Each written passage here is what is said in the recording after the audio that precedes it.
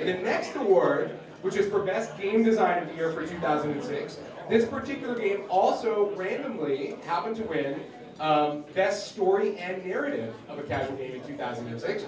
And the winners for Best Game Design and Best Story and Narrative are Bookworm Adventures by PopCap.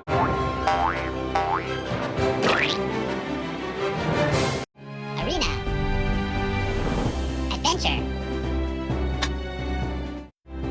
Ha!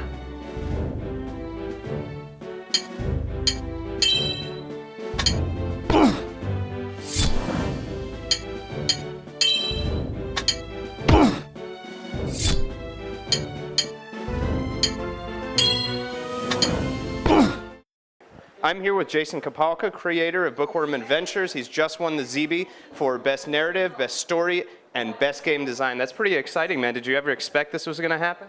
No, we didn't even know that the Zeebys only existed this year, so of course there was no anticipation of him winning any awards after all. Right. Well, you know, I got to say, Bookworm Adventures is one of the hottest games of the year. You know, when you guys were coming up with the story and the design of it, I mean, what went into that? Gosh, well, there's several people involved back at PopCap, Tyson Henderson and Jeff Weinstein, as well as Steve Notley, who did a lot of the story for it. The plan was just, we wanted to make something that was funny and interesting, at the same time realizing that people don't want to read a lot of stuff.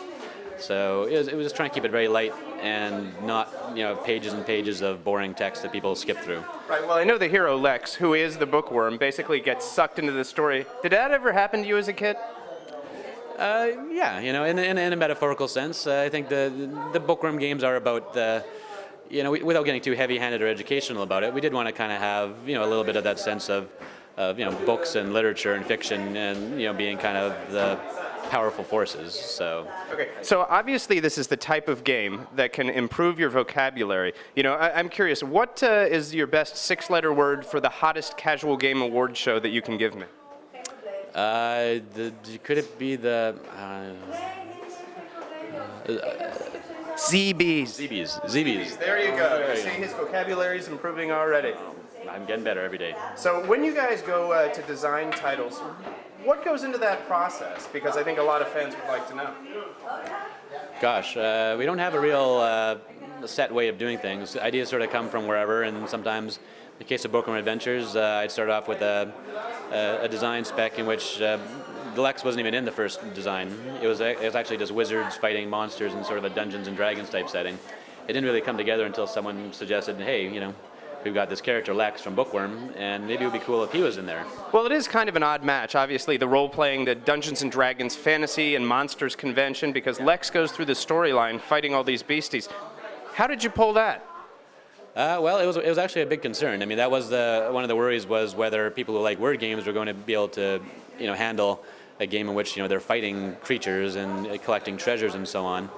It was a real concern, and we spent a lot of time during the creation of the game, making sure that we introduced those conventions slowly so that it wouldn't scare, you know, the bejeweled players and so on by bringing in bits at a time. Well, speaking of scared, I mean, what is your favorite monster in the whole game? You've got Cyclops, you've got wolves, you've got Greek warriors. I mean, who scares the pants off you? I have a sort of fondness for the flying pig. He's just got and then there's the sheep in chapter 1 that has a little punching animation. Yeah, he does look pretty dangerous there. Everyone kind of likes the little punching sheep. So I have to ask the question that I personally, and I think everyone out there would really like to know. Does Lex have a last name, maybe Luthor? No, Lex doesn't have a last name yet, but he does have a sordid past, and you might see some of his relatives in the next Bookworm game. Scary. You heard it first here at the Zeebys.